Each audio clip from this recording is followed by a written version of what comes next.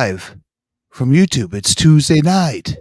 And as always, I'm the BINBUSTER, and welcome to my stream. Today, we're talking X-Men 97. We're actually talking the finale. So we're talking episodes 8, 9, and 10, which is truly the true finale because of season 1. And with me right here is, you all know him, just by right there, 4KD Ray. How are we doing tonight, man? Hey, what's going on, man? Thank you for having me. Thank you for doing this. It's been a minute. I'm glad to be back up here with you. Yeah, it's been a minute since you and I have done anything together. So, yeah, so I decided, I'm like, who do I know that can talk this X-Men show with me? I'm like, oh, I know the biggest X-Men fan I know, D-Ray. So, yeah, I'm gonna try my best. You know, you could probably go a little further in depth than I can because you've continued on with the comics throughout the years. I haven't, so a lot of it kind of like jogs my memory back. I could pinpoint certain things that I remember seeing. I may not have read all of it, but a lot of it just stuck with me as watching these episodes. I was like, whoa, that's part of this story or that story. Where are they going with this? So it was amazing. It was amazing. It was. We'll get into that and your overall thoughts in a little bit. But first, Jerry's here. How you doing, man? How you doing tonight, Jerry?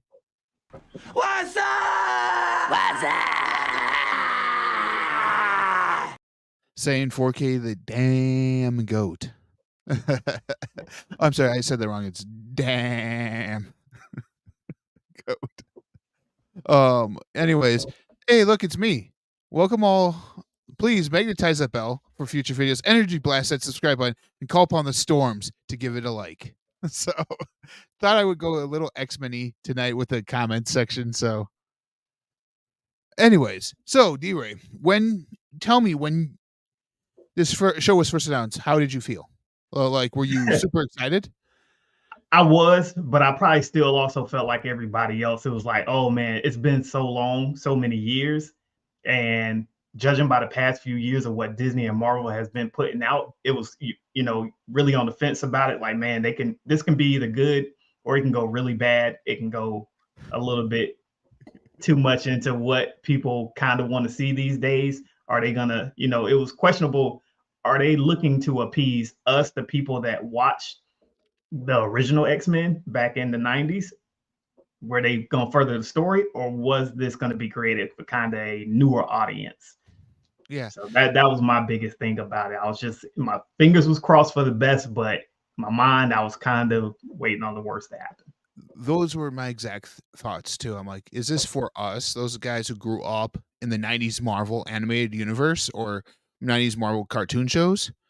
Or was this something like what kind of DC is doing where they're taking the Creature Commandos, making them animated and then using that in live action? Like, was this just there for a way of, hey, here's the X-Men. Here's the characters we're using in the MCU. Get to know them. They might not be played by these actors, but get to know them because this is your starting point to them. And so I was thinking almost exactly the same things you were when this first began. And then shortly thereafter, the voice casts were announced. Yes, yep. I was just about to say that. You get a lot of the originals back, but like fans like us were like a little disappointed because a lot of the original voices are now playing newer characters in here and everything. So it's like, I know they had the Gambit voice was brand new. The Morph voice was new. So it's like, but it was good to hear some of those original voices because I know Eric and Charles were new because the actors who played them are dead. So they had to recast those two. And I was in mind for that because I thought they did a pretty good job in here. So when you heard the news about the casting, what did you think? Same thing. I was worried, like like you said, the voice actors, what was it really going to pull you in because you're so used to a certain voice, especially for a character kind of like a Rogue, a Gambit who has very particular voices. Wolverine's voice, how are you going to find somebody that's Canadian or something like that that's really going to pull that voice off? Yeah. Rogue, and like I said, Rogue and Gambit's voice, the different tones that they have, the accents and things like that, how well were they going to pull it off? And I'm gonna be honest, like even we ain't got into it yet, but that first episode, hearing their voices, it took me a little bit longer to kind of get into Rogue's voice. Yeah.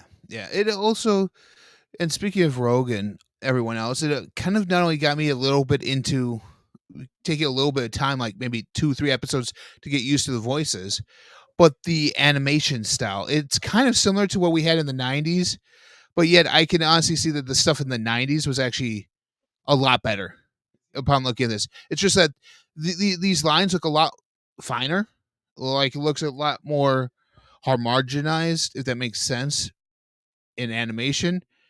It just looks very basic, though, the designs of these characters. Whereas in the original series back in the 90s, we had more textures. Like Wolverine's muscles, you could actually see his muscles and the outlines. And like literally, the arm hair, when they would do a close up of his arm, was actually sticking up. Sticking up, yep. Yeah. Yep, So it's like, so you got kind of got a lot more flush lines in here, everything. And when I first looked at it, I'm like going, I don't know about this. Like, I really don't know. And then we had all those memes of where they showed Rogue with the Sentinel in the 90s show, and you get that backside shot, and then they're like, oh, look at what they did. And then they use the, oh, well, look what they did to you, my boy, meme for that, and be like, hey, look. So, I mean, the animation grew on me throughout this season. And I'm like, I'll give it a chance. Because it was like, it was almost like, you know, us, we're movie collectors. So it was almost like that switching aspect with IMAX and just, you know, a regular widescreen switching back and forth. It was like that with the cartoon. So, you know, some spots looked a lot better than others throughout the episodes and things like that. So it was like, you know, some moments, especially the action moments, it would get very 3D while other scenes were a little bit flat. Yeah. So we also got that iconic theme song done a little bit differently because there was some copyright issues with it, but we got there, and we got pretty much the same kind of opening sequence, but we've added like Morph was in there now, Bishop was in there. Like it was good to see those ones that were not necessarily main characters in the original series come in and actually be part of the main cast that way.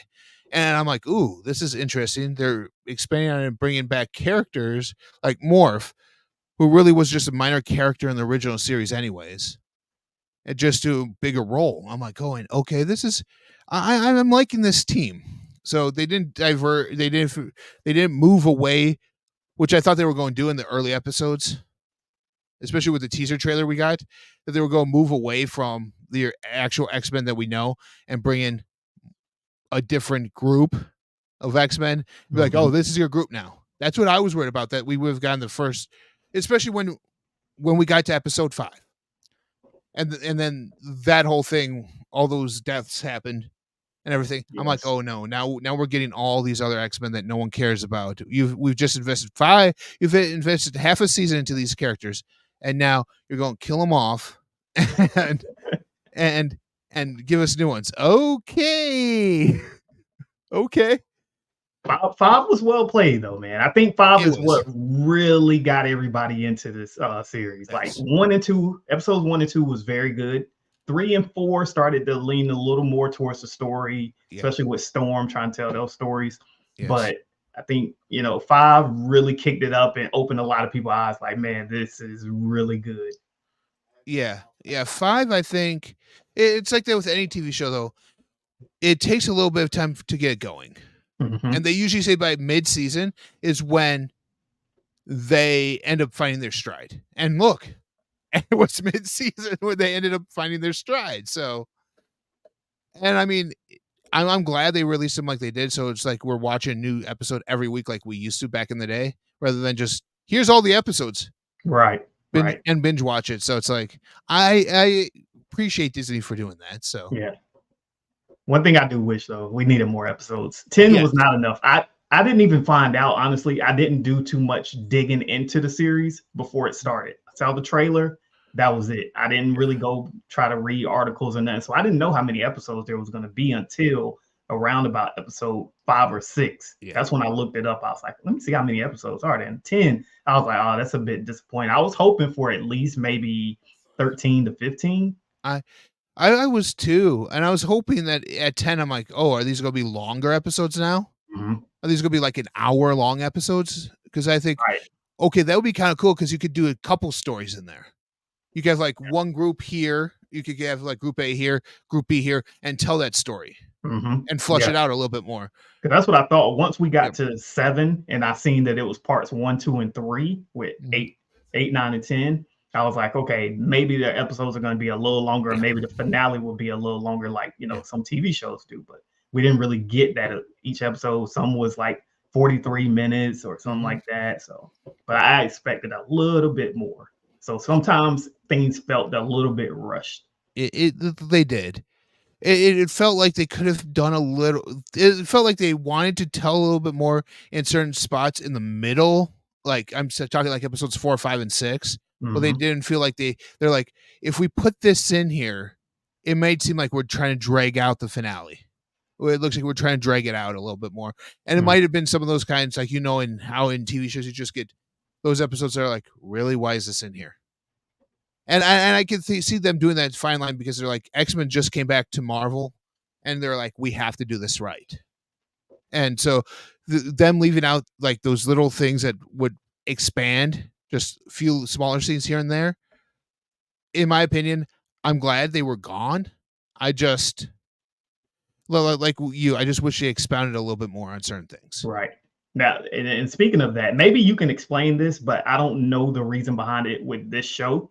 Now, I understand this is a year, I believe it's a year after Xavier's death that this is starting, that we're starting off with in this story. Yeah. But my question is, and I don't remember them explaining this, why is Bishop around so much? That's the part Um, I'm kind of lost on. really, after Xavier's death, like in the original series, I had to go and look back in the original series. Bishop wasn't around. Right. And we know Bishop actually comes in more so as part of the team in Days of Futures Past. Well, it kind of makes sense now after seeing it in hindsight where Bishop came into play. But I'm like, why is he there at the X Mansion to begin with? It's like, I'm like, I don't get why he's here. Right. Like, it's just like, oh, we wanted Forge, but yeah, no one knows who no one really cares about Forge. Just put in Bishop Right. type of thing. And Yeah. it's a little bit of a different Forge than what I remember. Wasn't Forge working for the government? Yes. Yes. Yes. So it's a few questionable little things throughout the story but I take it like, maybe there's something I don't know. Because like I said at the beginning, I haven't read everything. I know this is what's the name? It's Claremont. I know most of Yes. this is like his stories. So I'm Yes. not deep into that little era of the comics. I know a little here and there, Yeah. but so maybe Yeah. that's why I asked. Maybe it's been explained It, there and not really, here. it's not like DC and they did with the Batman the Animated Series. They kept it going. Mhm. Had Batman Beyond, it had a comic series, or like when Smallville ended, they had a comic series for another 2 seasons. Marvel, when the animated series ended, did nothing with the characters in that universe. They just kind of, oh, it's done. Here you go. Because now we're focusing on, hey, look, here's the movies and everything. Oh, and here's our stories in here. So nothing here compares to there. But that was the thing that I liked about back in the day. Their art style was the same as the comic books were. And not only that, but these shows, and I'm throwing out there the Hulk, Iron Man, Doctor Strange, Fantastic Four, Spider-Man. I'm throwing all those out there and saying this, that the 90s, late 90s, was Marvel's heyday of animation. Because then DC with Batman the Animated Series kind of, okay, they were trying to compete with Batman the Animated Series and they're like head to head here. And then all of a sudden DC just, here you go, outsurpassed them. Whereas then Marvel outsurpassed DC in their live action films. So, and Jerry asks, is X-Men the greatest cartoon ever? Oof. I don't know. Are we talking this X-Men 97? Because there's not enough episodes for me to say that just yet. Or are we talking about 90s X-Men? Yeah. Are we talking the There will have to original be some series? clarification on that. But even Yes. then, honestly, for me and what I remember, just if I'm going off like what I enjoyed probably most from my childhood, it is either going to be, oh man, it's tough because I really love Thundercats and G.I. Joe. Those are like my mainstay cartoons growing up.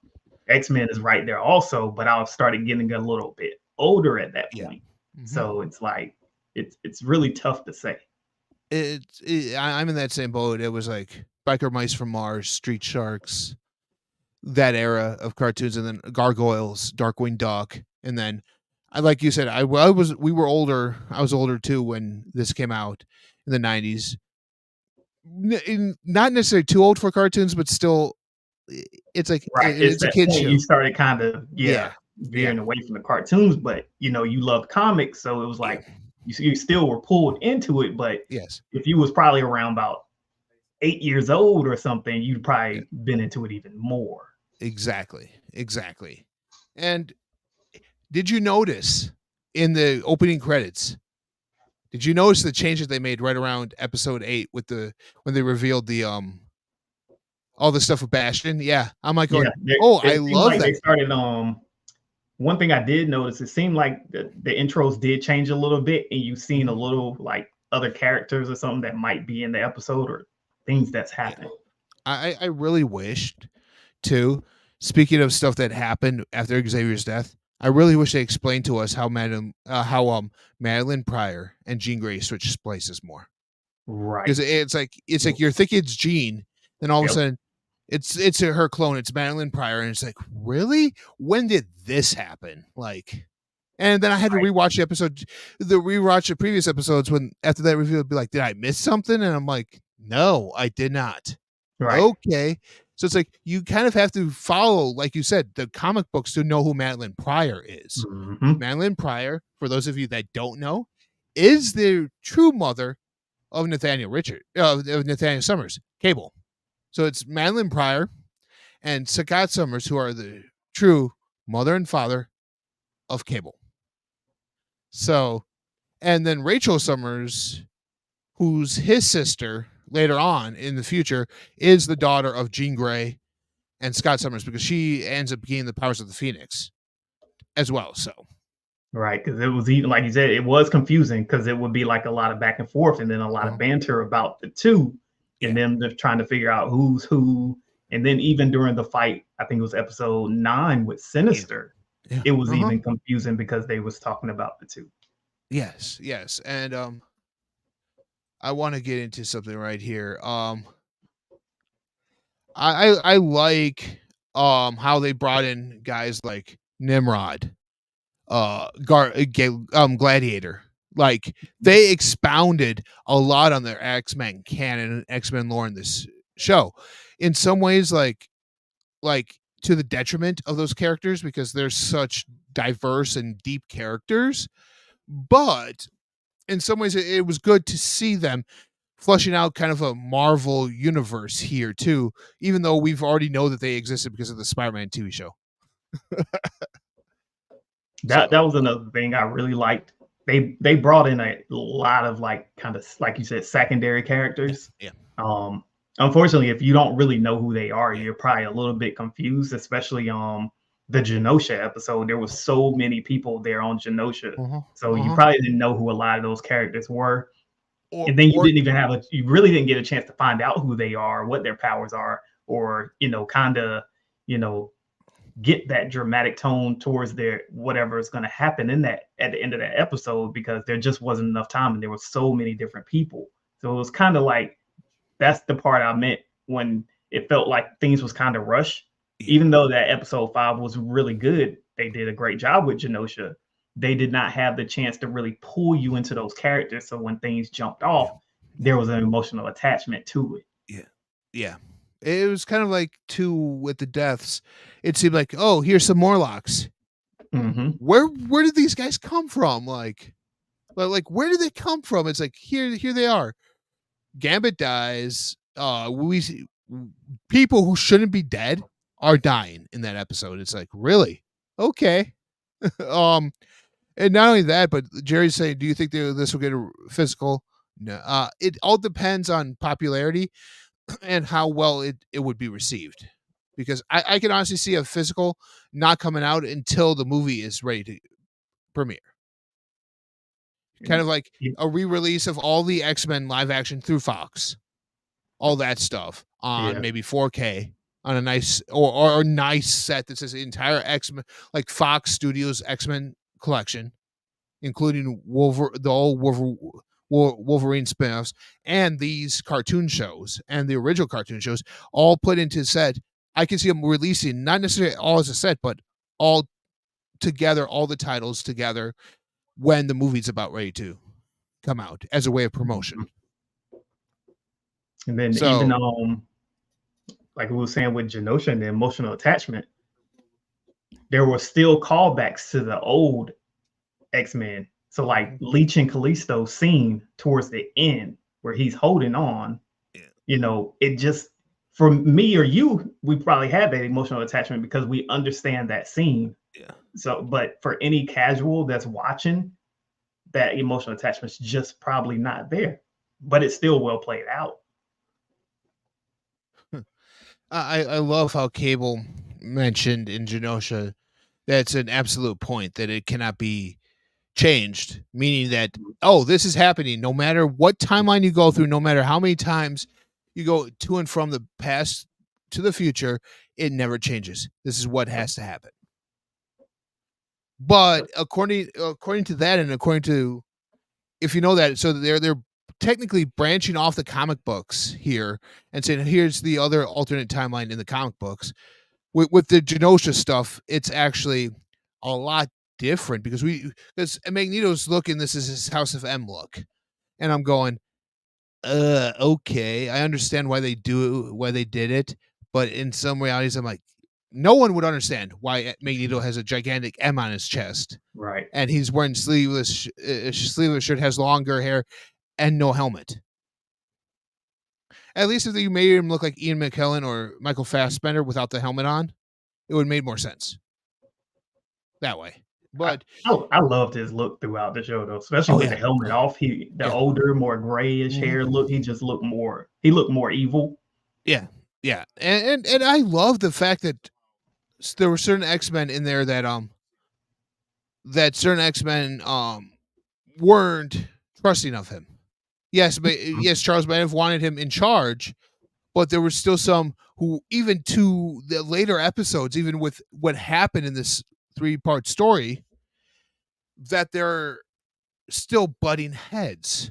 And it's like, you see be like, I never trusted you to begin with. Just because you're here, I have to do this now, just because for Charles. But tell me this.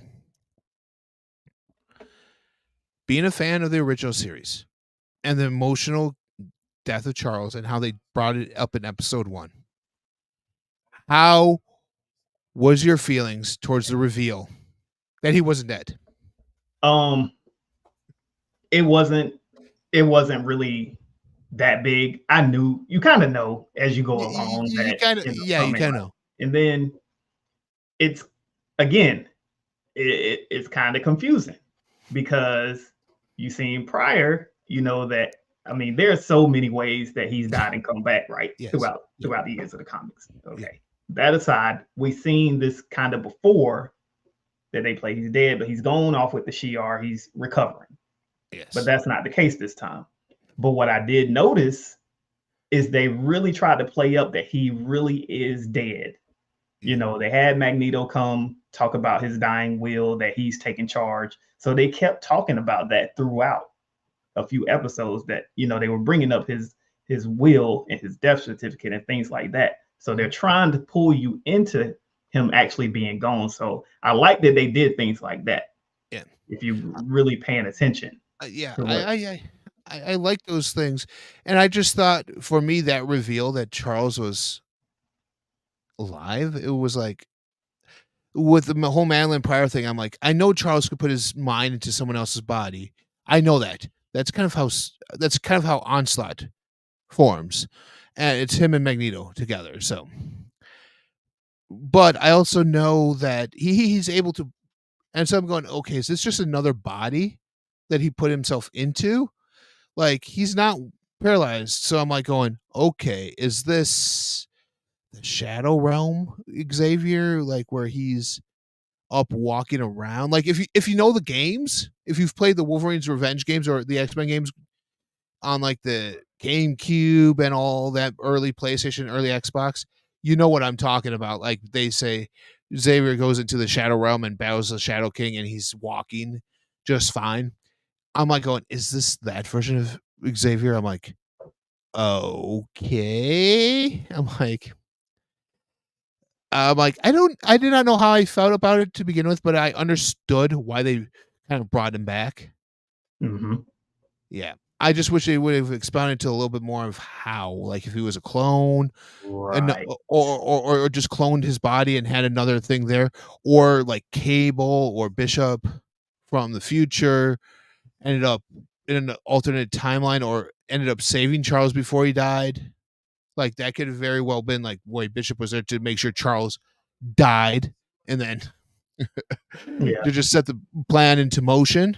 Like, I mean, I just wish they would have expounded a little bit more on that. I agree. I agree. Because, Yeah. but the one thing is like that I did like. So like, okay, going back to 5 again, Genosha, Yeah. Cable shows up. Once he shows up, you know something's about to go down because he does not show up unless something No. is about to happen. Uh-huh. Magneto's moments when he shows up, you know, throughout the whole series, Yeah. Xavier showing up, all those moments feel big. You know something's about to happen in these episodes once they show up. So I did really appreciate how they will build up to big moments like that. Did you enjoy the reveal of Bastion and Sinister? Not as much Bastion, to be Okay. honest. Okay. Sinister a little bit more because I was happy to see a different villain than what Yeah. the typical ones we see more often, because Yeah. especially since we knew like in the movies with Spider-Man over the past few years ago, it was supposed to lead up to Sinister Six, and we still ain't seen it. Yeah. So it was good to finally see someone like that, you know, finally get a little bit of love in these Yeah. cartoons and movies like that. So it was good to see him. Bastion, it wasn't as much. I liked him towards the end once he really gained all his power and everything and showed Yeah. who he really is. Yeah. It was a Yeah. little bit better, but the kind of initial reveal and stuff was Yeah. kind of like, it's okay. And I'm like going, when the initial reveal was there and he had Magneto trapped right there, I'm going, Yeah. how Magneto's a Omega level mutant? How are you even able to do that, Bastion? I'm like, really? All your powers are is you control Sentinels. You're Yeah. pretty much a human Sentinel hybrid. That's pretty much all you are. And that's your job, is you make the master mold, which makes the Sentinels. That's what you do, Bastion. Hey, So you said that. That brings me back to the beginning when you first hear the Sentinel say Omega threat level detected. Oh, yes. man. Yeah, which is really just truly Xavier. And out of this entire team, it's Xavier, it's Charles, and it's Storm up until Jean gets the Phoenix. Yep. When Jean gets the Phoenix, then she's up there. Now, how did you like that part, though? Did that really feel, to me, it was a little bit kind of watered down. She still didn't feel very powerful. And I'm like, well, y'all could have used this before, right? It felt rushed. Yeah. In my opinion. Well, with the whole Madeline Pryor. Hey, caveman. What's up? What's up? What's up? Yeah, what's up, caveman? How you doing tonight, bud? Yeah, like I was saying, like with that, like if they explained that when Jean came back, she was actually the Phoenix and not just Jean Grey. That she died because she needed to be resurrected again as the Phoenix in order to stop what was coming. But, and then they brought Madeline Pryor, the clone, to fill in that gap because of that reveal. But I thought that she seemed a little watered down for power of cosmic against the villains. It's like, really? Well, like you're an Omega level threat. You're more powerful than Magneto in this form, and you're here. You're watered down. Take it. I think they did great when they did the Phoenix with Femke Jensen and Hugh Jackman, and you get that scene where he's walking towards her and she's trying to, and she's like ripping off his skin and he's just healing. Yep. I think that by far shows her the power that she has. Here's a guy who's healing, who's struggling to heal against her, but it's still managing to do so. But when it's slower each time as it happens, I mean, honestly, Charles doesn't go into Phoenix's mind in the comic books. He could go into Jean's. Right. When she's in Jean mode, he allows her to go into her head. But she, as Phoenix, is by far more powerful as a telepath than Charles Xavier is. And we don't get that at all. And bringing up cosmic powers, and speaking of how were we excited when we saw Phoenix, I wasn't. I was more excited to see the cosmic powers that Morph used for Hulk and turned into Blue Hulk. I thought that was cool. I was like, oh yes, finally something. That's what I'm saying. The callbacks to other things, showing us different iterations of these characters, man. Like, I think they did such a good, especially with Morph, man. He became so many characters, and it just didn't feel like a waste. They felt very useful at the right moment. And I can say they did do it so much that when I saw other characters, I was like, wait, hold up. Is this Morph or is this the real character? Exactly. Like when Jean came back, I'm like, is she alive or is this Morph? Right. Right. Well, he had already played with Wolverine. Yeah. So I'm like, I mean, you brought up Blue Hulk. You brought up the Hulk. So the cameos in this movie, in this series, were fantastic. Like, I mean, I love when they brought in Iron Man. He goes, and Cap, what are you doing here? I thought you were working for the government. I'm on leave. And then they get on Doctor Strange. He goes, oh, what are you doing? I'm in surgery. I have no time for you guys. I'm in surgery. And then you get Black Panther blaming the Americans for stuff because of what's going on in Wakanda. Like, and I like the fact that they actually put Storm at the level she needed to be on. Yes. Yep. And because straight off the jump, straight off episode 1, they pushed her like that. That was good to see her in. Even Cyclops, I think as far as character development, I'd say they probably did the best with him, to making him a true leader, kind of giving him that same tone that you get when you see Captain America. You know that he's the leader. He's very powerful. He's gonna take charge of things. Finally, they did that with Cyclops. I never got that in the original series though, with Cyclops. Nope. Like he's always been the, like, not necessarily the whiny little brat, but he's always been like, this is Wolverine's team. We're making Wolverine. He's our most popular character. We're making Wolverine's team. Hey, maybe occasionally Storm or Beast are leading. Yep. But they even pushed back. They didn't even give us that much Wolverine. That was very surprising because he's the more known character for a lot of people. Yeah. So he's kind of the most. He's the one that's always in the face of everyone. So for them to kind of give him the back seat, but still give him some great moments with some banter with Cyclops. He had a very good. I thought what's the word I want to use? Kind of the way they separated different people and had them together a lot. Like it was always him and it was always Wolverine and Morph. Sometimes Wolverine and Cyclops when they had to do a little banter back and forth with Jean and stuff like that. Then you had Sunspot, Jubilee, Rogue, Gambit, Magneto. It was like all those little groupings were really good. And they was kind of different. Like Cyclops and Jean, it was very, throughout every episode, it was very soap opera. But then you had the love romance and the quarrel with Gambit trying to figure out, where he fits in. He still wants Rogue kind of going with Magneto. So it was, the dynamics was very different, but they were really good. What did you think of that? Rogue and Magneto, that relationship?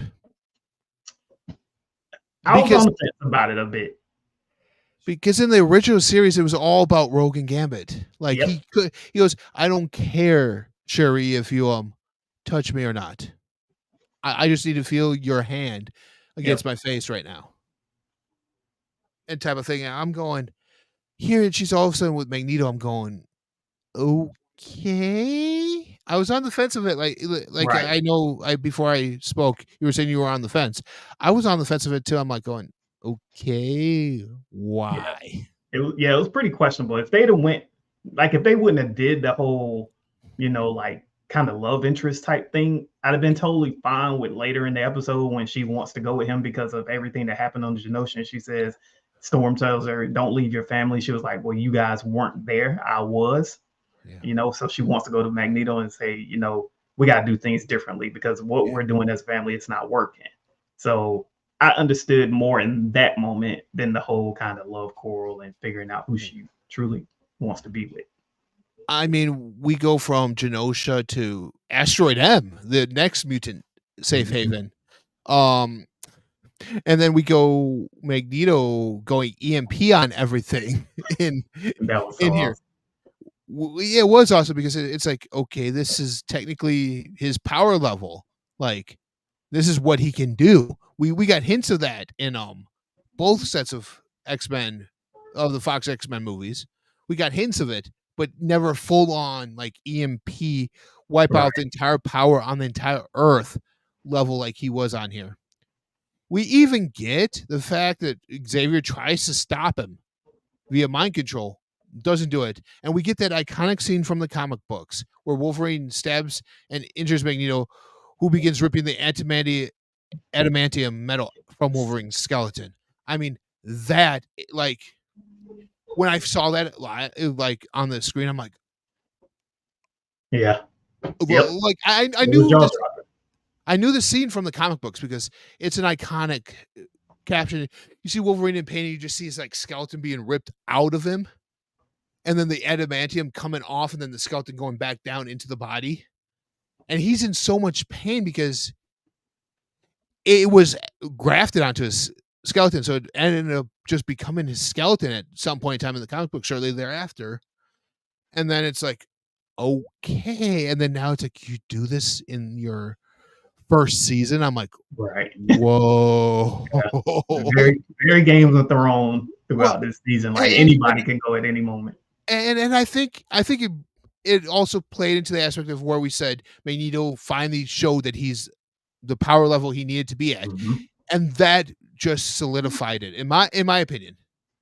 If I was just someone coming in not knowing that, I'm like, Magneto's very powerful. You can do that to Wolverine. It is crazy. And I love that. Just makes him so powerful. I love that scene so much because it was like, his conversation in that moment was like, he's been waiting on that moment. Like, I knew I could already do this. I've been sparing you this whole time. And he was just like, you know what? Finally enough. And just snatched his body. Yeah, Sinister mind controlling Cable was kind of cool too in there as well. Okay, so now episode 10.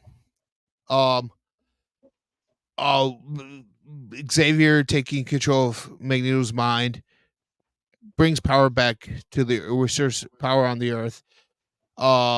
We get the Phoenix. Bastion gets collared, which means his mutant powers don't work, which means the Prime Sentinels are reverted back to humans. And I mean, Sinister's mutant augmentations free Cable and everything. And then we get and then, like you said, D-Ray, what this series was good for, like this season was good for, was splitting up of the teams. And then we get a split up of the teams at the end.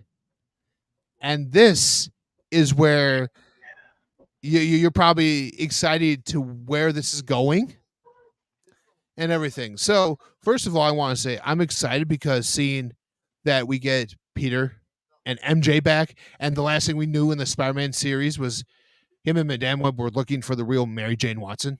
And then we see him and Mary Jane together. It's like, oh, and now we might actually get a Spider-Man animated series, which I'm like, okay, that's cool. Because Spider-Man ended in 94. So they call it Spider-Man, they would have to bring it up to 98. Because if he finds Mary Jane in 94, now it's 98 when these events happen. or 97 when these events happen. So they have to, when they bring in Spider-Man, it's probably going to be like Spider-Man 98 or something like that, which I'm stoked for. He's an honorary X-Men. It makes sense to bring him in, but we pretty much get two teams. I wrote these down, so bear with me with my notes. We get the asteroid M, prevent Bastion from crashing the asteroid. The X-Men fight to prevent Bastion from crashing the asteroid M into Earth, and causing a new extinction event. But it still allows the government to do missiles, hoping to destroy it. And then 6 months later, Bishop arrives to tell us Forge that the X-Men are trapped in time, and some are presumed dead. So we get Cyclops and Jean in the year 3960 on a desolate future where they counter Mother Ascani and a young Nathan. So a young Cable. So I want to talk about this. If you're unfamiliar with who Mother Ascani and this storyline is, in the comic books, Jean and Nathan was sent into the future because of his techno-organic virus. It was killing him. So as a child, he was sent to live with the Ascanis, which was Mother Ascani and this whole group of mutants who just wanted to live in peace in the future. So they all went to the future to live there. And Nathan was there because the technology then, even further, their technology could save Nathan. So, and that was the whole story. It was Jean and Cyclops, after losing Nathan as a child in the comic books, come to the future to see that Nathan is alive and living here. And I loved, there was a scene in the comic books that when he sees him, it's like, you are me. Like Cyclops seeing his son and goes, we're just alike. And he actually takes off his visor. And see, one time in the comic books where Cyclops opens up his eyes and doesn't shoot his beams out. I mean, it's because he's like, we're the same. And it's like, how did that happen? And they go on to explain in the comic books that the Ascani, like Mother Ascani, stopped him from being able to use his psionic blasts so he could see his son. And in the comic books, Mother Ascani, you know how I mentioned Rachel Summers? Is Rachel Summers. Mm-hmm. Just an older version of... And so it's like, okay, so you have Rachel Summers protecting her brother, Cable, from what's coming. What's coming. And that is Apocalypse. We know they've been leading up to Apocalypse. We see the futuristic Apocalypse right there. So, okay, we're there. And then what do we get? The next scene, we get Rogue, Nightcrawler, Beast, Xavier, and Magneto in 3000 BC. So they're at least 6,000 years apart from each other. Yeah. And they meet in Nur. If you haven't seen the X-Men Apocalypse movie, you don't know what in Nur is. He's a young version of Apocalypse. And so it's like the first mutant. He is technically the first mutant. And this is interesting because you remember how Bishop saw the computer screen and it said certain people were missing in action? Yep. Who are some of them that were missing? We get Gambit. Yep. Wolverine's one of them. Yep. Angel is one of them. You know what's funny about those three? At any given time in the comic books, you know where I'm going with this, D-Ray. Yep. They're the horsemen of Apocalypse. Yep. So, I mean, and then we see Apocalypse pick up a card from one of Gambit's cards. Mm-hmm. I don't think they said, present day Genosha. Yeah, it was present day Genosha. Yep. Yeah. That part confused me a little bit because we had already got in Sabanur, that scene. Yeah. Then we went to present day Genosha. So you seen a hand. I honestly thought they was going. I didn't know they were going to go both timelines for Apocalypse. Yeah. I'm thinking maybe Thanos. Oh, yeah. So it surprised me that it was him in present day form. And then once he picked up that card and talked about death, I was like, oh boy, here we go. Yeah, and I was thinking the same thing because you bring in some of the Avengers. You actually bring them in. You're not just mentioning them. You're actually seeing them on screen. I'm going, oh, are we not getting Apocalypse? Like this is leading up to Apocalypse.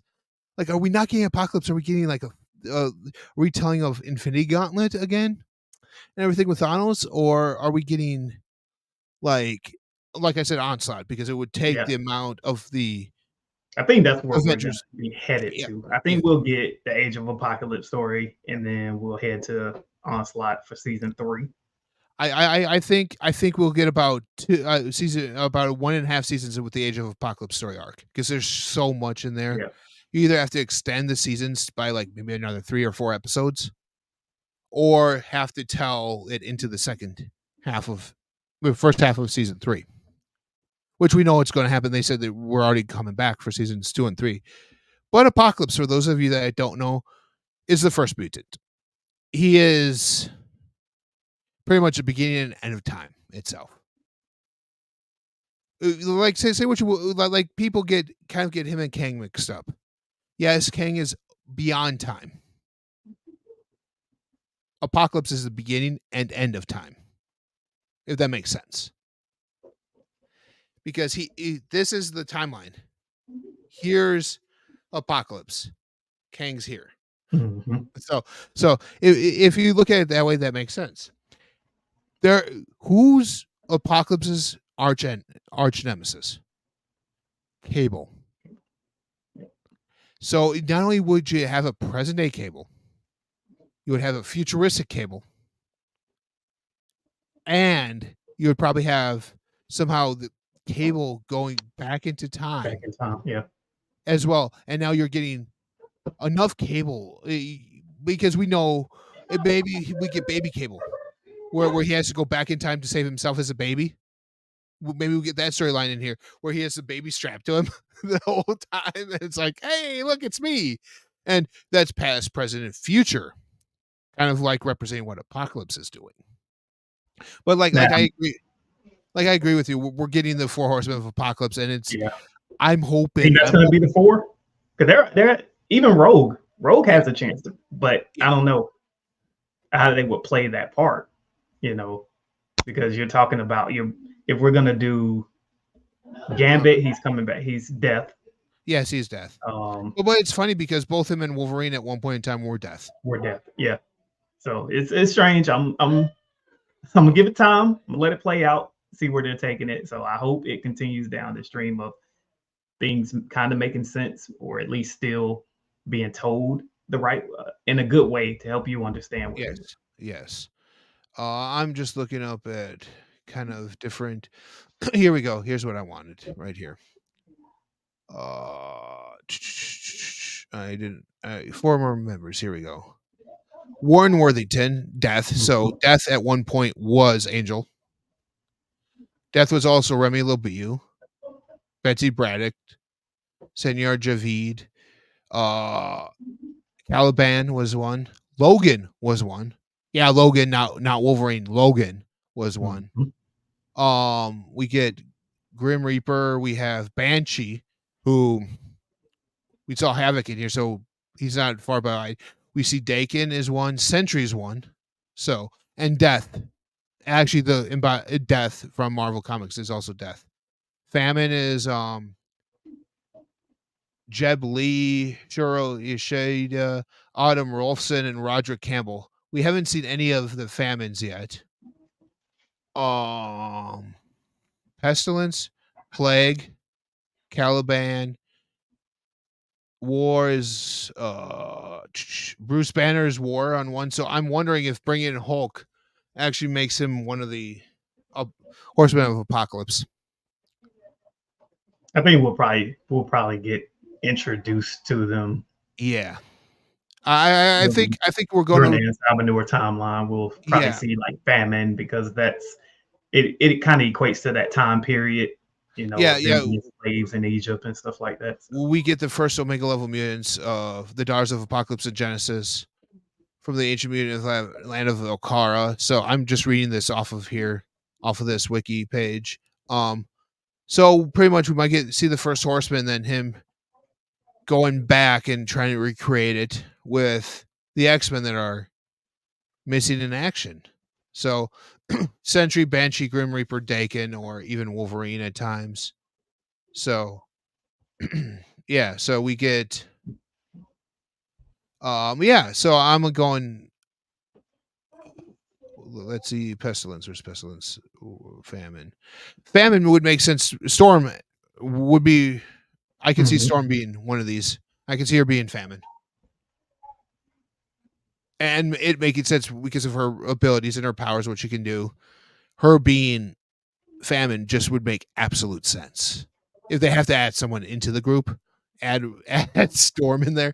Yes, it might piss off a bunch of people, but having Storm be Famine makes a lot of sense. And War, like you can almost make Gambit War because of his abilities. Wolverine Death because he can't die, and Famine. Oh no, Pestilence. That's gonna be the hardest one. With who they have now, it's gonna be the hardest one to try and get in there because they're not going to be able to do it very well because of who they've brought into this world, because they haven't brought in a lot of people for Pestilence yet. So, and for those of you who want, yeah. So, and I mean, yes, go. So just to go back real quick, because I see it's an epidemic. It's an epidemic. It's a disease. So yeah.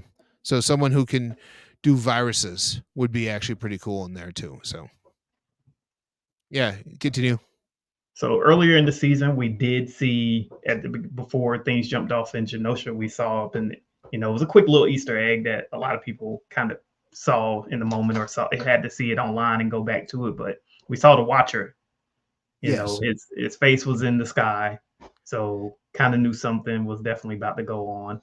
So you think that was more of just that one moment that he couldn't, they're just playing that he couldn't miss that genocide happening. He wanted to see it, and that's why they put him there? Or do you think there's something, that's going to go further along into this next season that we're going to see him again? I think we're going to see somehow this X-Men 97 tie into What If. Mm-hmm. I honestly think we're going to see it tie in because of that Easter egg. I mean, it makes sense because the Watcher watches everything. So it makes sense that he would just be watching. Like, don't get me wrong. If that's the only reason they brought in the Easter egg because they wanted the Watcher in it, and that's what they did, I'm fine with that. If that's what they did. But if they're bringing in the Watcher, because there's multiple ones, and they all almost look identical, but we know it's a Uatu. We know it because of the glowing eyes. Mm-hmm. So I have a feeling it might tie into What If. How? I have no idea. Maybe we get a alternate version of Age of Apocalypse. Maybe we get an alternate version of Secret Wars in there too. Maybe because it seems like What If season 1 and What If season 2 are kind of together, if that makes sense. It kind of like because of one overlying storyline in between the two. What happens if him watching is like he's seeing the like he's watching the destruction of the animated universe timeline, or watching the recreation of an animated universe timeline that died once before. I mean, it could go either way. Like I'm diving deep into this because that's what I do when stuff like this. I dive deep, but it's hard to say with that Easter egg. Because, like, I thought the Captain America shield Easter egg was just that. Oh, it's his shield. Right. Yeah. Like, he exists. Like Jim was saying, oh, he exists in this universe. Here we go. But then we actually see him. We actually see the Fantastic Four. We actually see Daredevil. We even see in a couple scenes, we see Quicksilver, Scarlet Witch in the background scenes of some things. I'm like going, okay, so they're hinting at other X-Men or other members of the Brotherhood X-Men being here. Okay, that makes sense. Like, I'm just wondering, like, with like somehow it has to tie in to What If. They wouldn't have done 2 animated TV shows and not have them tie into each other. Or maybe they're bringing something into the animated universe that kind of brings together all their animated properties that they haven't done everything, like all the TV shows that they had, and it's something that brings them all together. Like maybe Uwatu he's a watcher, so he just watches, he can't get involved, people. Maybe the animated universes coming together, we'll see in Secret Wars live action. We get the master of movies Presswood DVD collector. Hi, Ben. Hey, man. How you doing tonight? We're just about done. You missed a whole bunch, but welcome. What's up? What's up? Yeah, what's up? my calling letter for my live my call for the live streams. No one else does it, so why not just say hello that way to people? But like I was saying, with this, yeah, I like them bringing in the X-Men. If you've seen the Marvels, the post-credit scene, we see two right there. We see Polaris, and we also see Beast. So you could call me Sarah. Okay. How are you doing tonight, Sarah? But here's the thing. Well, we see Beast in there, it's played by Kelsey Grammer. So is this a Beast from the X-Men Fox saga in the future, or is this a different Beast? It just played by Kelsey Grammer again. So it's like, so are they going to sprinkle in X-Men that way, or? Like I said, this animated thing is probably what's bringing everyone together for Secret Wars. Because you almost have to bring in all your properties for that. Yes, they're not going to make every single cartoon character cartoon in there. They're going to put some of them live action. That's why I think we got Beast in live action at the end of Marvels. I think he's going to be the replacement for Beast in the animated series. Just makes sense. Like, I think we might get Hugh Jackman might be coming, like he says he's done with it after Wolverine. But I kind of think that if this ties into Secret Wars, like people are saying, Deadpool and Wolverine, coming out June 26th, by the way, I think we're going to have him back, at least a cameo in there. And that would be your Wolverine, and then, or have whoever you're going to have be Wolverine in there. And then that's okay. We've gone from animated. Here's your live action. The Fantastic Four. We're getting the Fantastic Four in the 60s in the live action. So is the Fantastic Four we've seen in the cartoon? Is this the same group that's in that one? Or is this a different group? Like, because you could easily make that the cartoon group is John Krasinski, Reed Richards, and you could bring in John Krasinski that way, again, in Secret Wars. So you can kind of make the cartoon characters people you've already seen. Like Doctor Strange. You already have Benedict Cumberbatch. You have Captain America. You can make it Bucky instead of Steve again, because if they're going to get back Chris Evans, it's not going to be Captain America. It's going to be Johnny Storm. Right. I just have a feeling that if they get him, he's going to be playing Johnny Storm. Yeah. Which would make kind of sense, because if the Secret Wars are going the way that I think they're going to go, yeah, he's going to be.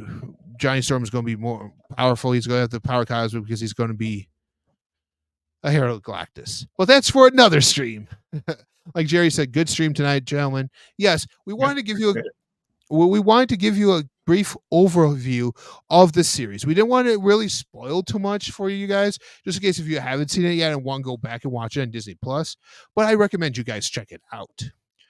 Check it out because it will show them that we want to see more of this stuff. And like I said, 90s animated Marvel, it was top notch.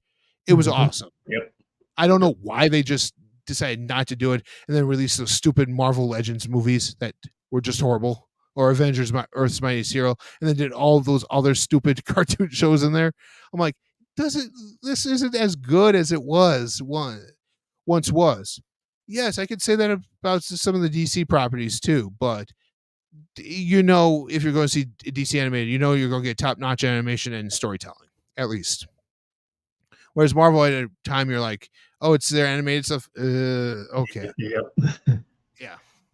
That was shortly after the 90s. So we've got an hour, D-Ray. Like, I really was only thinking this probably could be 30 minutes. Yep. talk about it, but we dived in pretty well into it, like I thought we would. I agree. And I just want to say thank you, D-Ray, for coming on here. I know your face that everyone misses and everyone talks about. Oh, where's D-Ray? Where's D-Ray? Well, folks, he's right here. Here's D-Ray.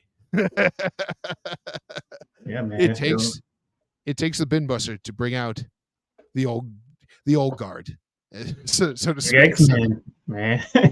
It surprised me how I was running home every Wednesday. I was like, I gotta watch it as soon as I get home.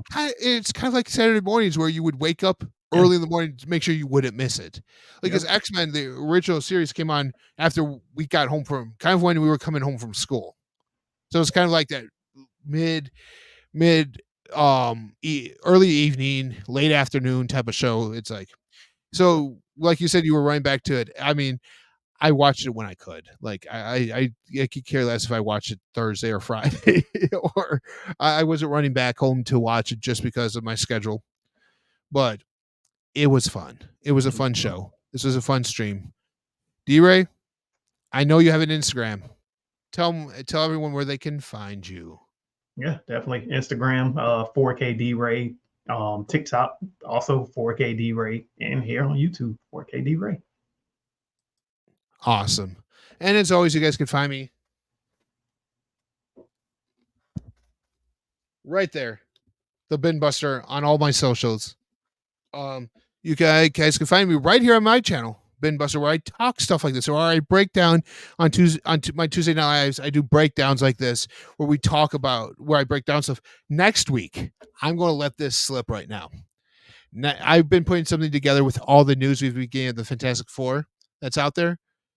I'm going to be doing a Fantastic Four themed night next week, where we're going to talk about how does the 60s play into the aspect of the Fantastic Four, and why wasn't John Krasinski chosen as Reed, and some of the casting choices and character choices they're going with, as well as to tell you what I think to expect from this movie. So stay tuned for that next week as I dive into the Fantastic Four, or as more commonly called in the world of comics, Marvel's first family. Nice. So I just want to say good night, God bless, and remember, right here on Bin Buster, I provide alternate entertainment for you on Tuesday nights. So that way, you want to watch something, there's more to watch out there, folks, where I'm not just talking physical media. I'm talking comic books. I'm talking movies. I'm diving into movies in ways people aren't when they talk about films. So films and TV. So until next time, I'll see you guys later.